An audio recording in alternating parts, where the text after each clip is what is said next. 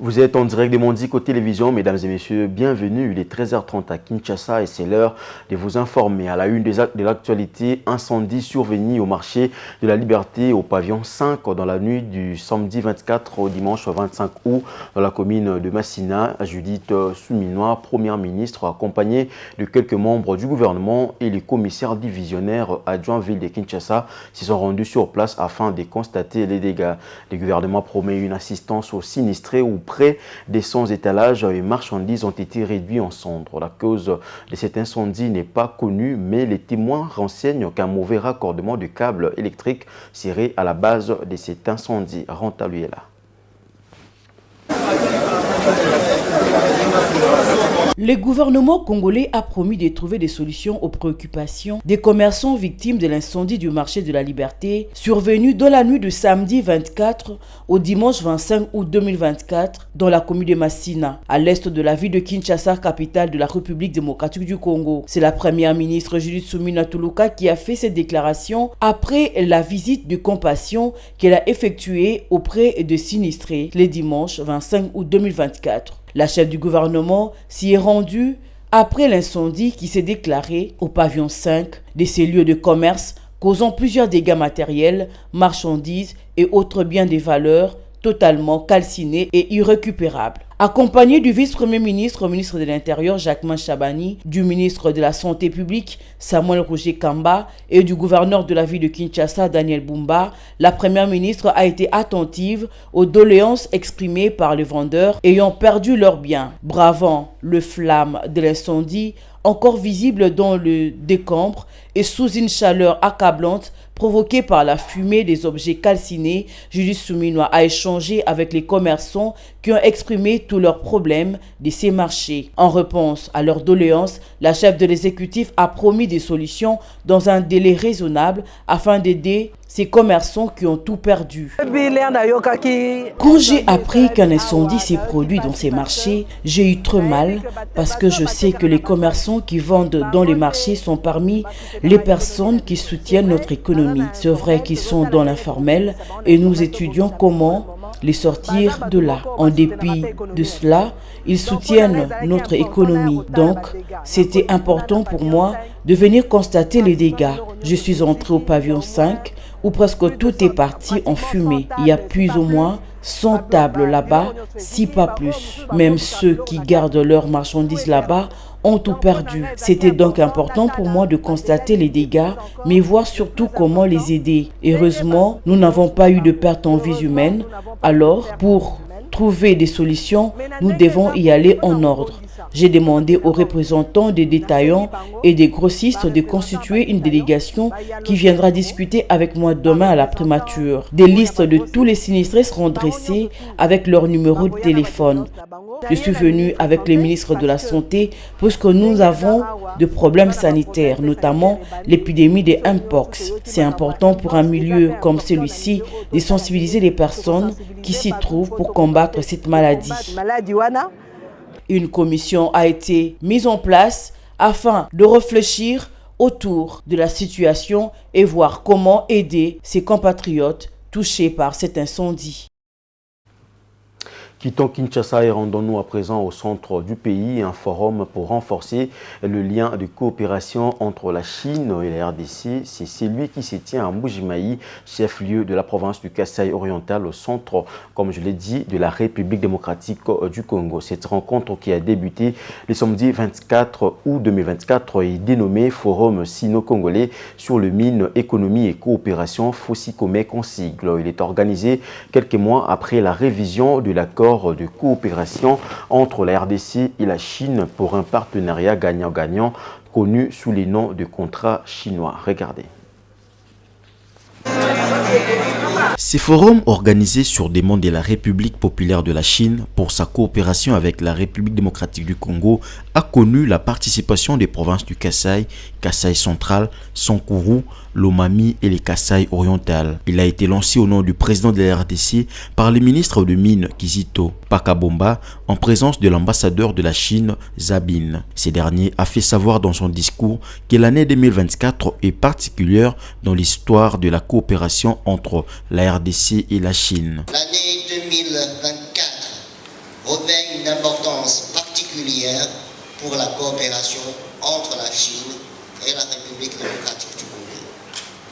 Elle est marquée par la mise en œuvre sur tous les fronts du consensus entre nos deux présidents de consolider notre partenariat stratégique et de coopération globale. Les échanges commerciaux entre la Chine et la RDC ont dépassé 12 milliards de dollars américains, soit une augmentation de 35% par rapport à la même période de l'année dernière et représente 8,5% des échanges commerciaux entre la Chine et l'Afrique. Monsieur Zabin a énuméré des actions déjà menées par la Chine en RDC, notamment la réhabilitation du système d'adduction d'eau potable à Mbuji-Mayi. Aussi, le diplomate chinois a annoncé la finalisation d'autres projets d'intérêt commun. Les ressources de diamants dans le Grand Kasaï sont de renommée mondiale.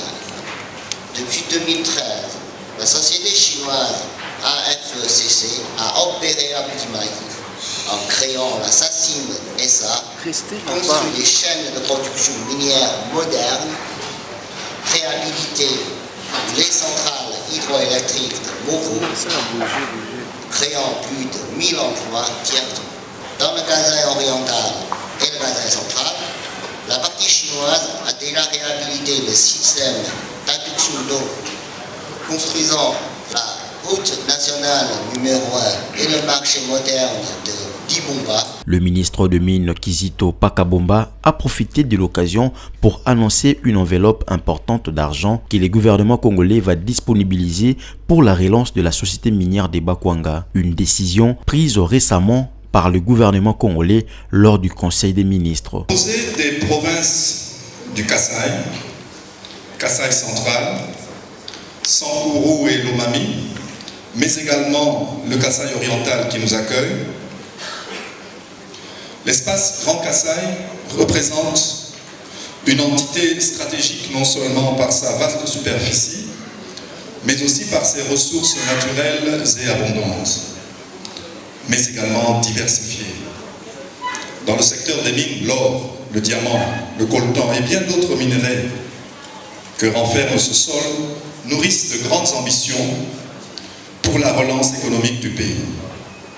Mais au-delà des richesses souterraines, cet espace est également doté d'un potentiel agricole colossal.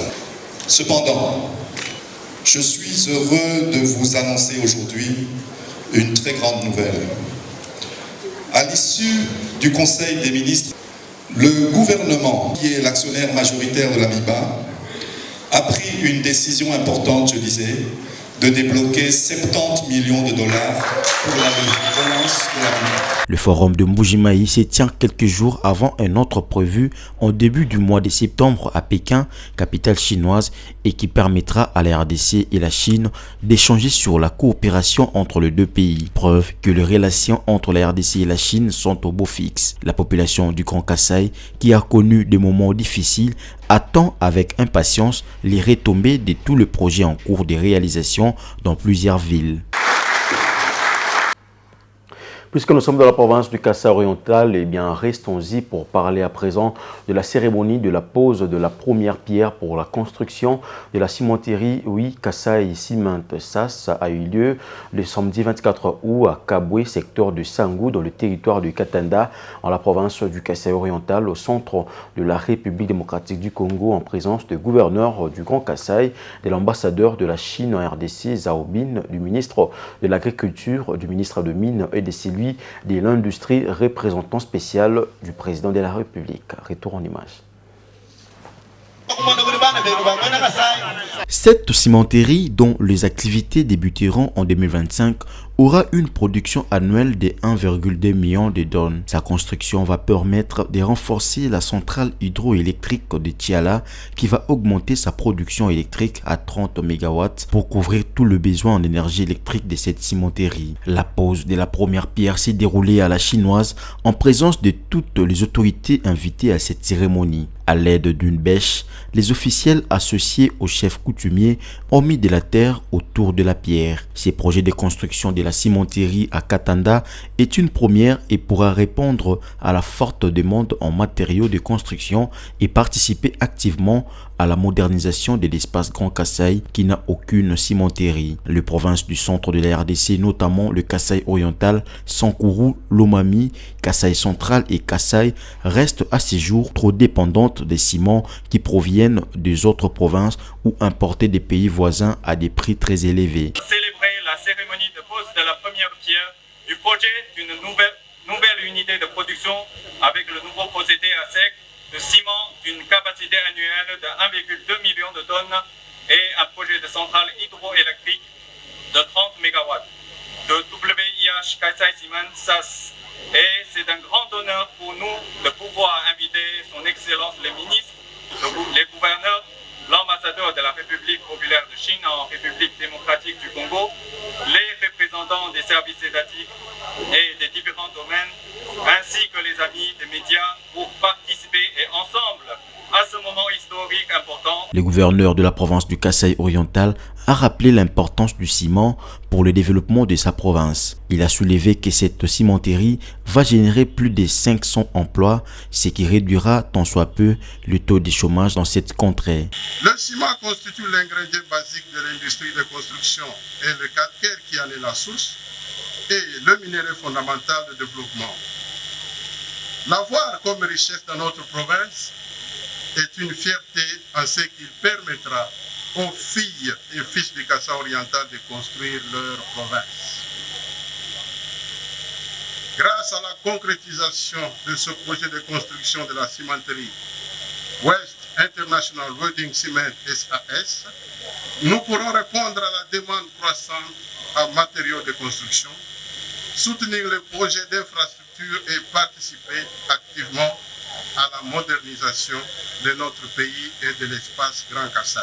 Présent à cette cérémonie de la pose de la première pierre, le ministre de l'Industrie, Louis Kabamba Watoum, s'est également réjoui de la construction de cette cimenterie à Katanda. Il a représenté le chef de l'État Félix Tshisekedi à cette cérémonie. Cette cimenterie, fruit d'une vision stratégique, d'une collaboration solide entre les secteurs publics et privés, ne se résume pas à une simple infrastructure industrielle. Elle symbolise notre détermination à diversifier notre économie, à renforcer notre autonomie et à répondre aux besoins croissants de nos populations en matière de développement et de modernisation de nos infrastructures de base. Le projet que nous lançons aujourd'hui aura des répercussions majeures sur l'économie nationale. En effet, la création de cette cimenterie, comme l'ont dit mes prédécesseurs, générera des milliers d'emplois directs et indirects, contribuant ainsi à la réduction du taux de chômage et à l'amélioration des conditions de vie de nombreuses familles à travers le pays. Les Congolais en général, le Kasaïen en particulier, espèrent voir les travaux de construction de cette cimenterie s'achever rapidement pour réduire la dépendance de la RDC aux importations du ciment.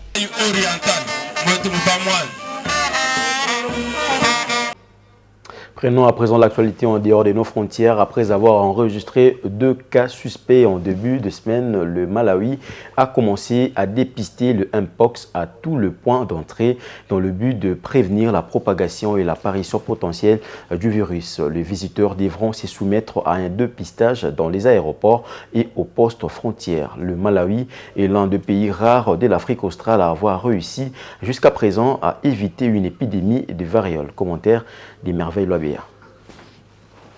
Le dépistage de la variole est devenu obligatoire, y compris dans les aéroports internationaux, et fait partie d'un ensemble des mesures préventives. Jusqu'à présent, 2 cas suspects de variole sont en attente de résultats d'analyse de laboratoire, dont un homme de 31 ans traité à l'hôpital et un garçon de 17 ans soigné à domicile. Mais le pays se prépare à l'éventualité d'un scénario catastrophe. Le ministère de la Santé du pays a également mis en place une unité de diagnostic mobile dans un hôpital de Lilongwe, la capitale du pays. Dans le cadre de mesures d'atténuation, les autorités ont également lancé des campagnes de sensibilisation à la variole, notamment par l'intermédiaire des réseaux de santé communautaire. Pour l'instant, le dépistage au point d'entrée reste la première ligne de défense afin que les cas de variole puissent être détectés rapidement et traités avec l'urgence qu'ils requièrent. Au Mozambique, la campagne électorale en vue des élections générales du 9 octobre a démarré ce samedi 24 août.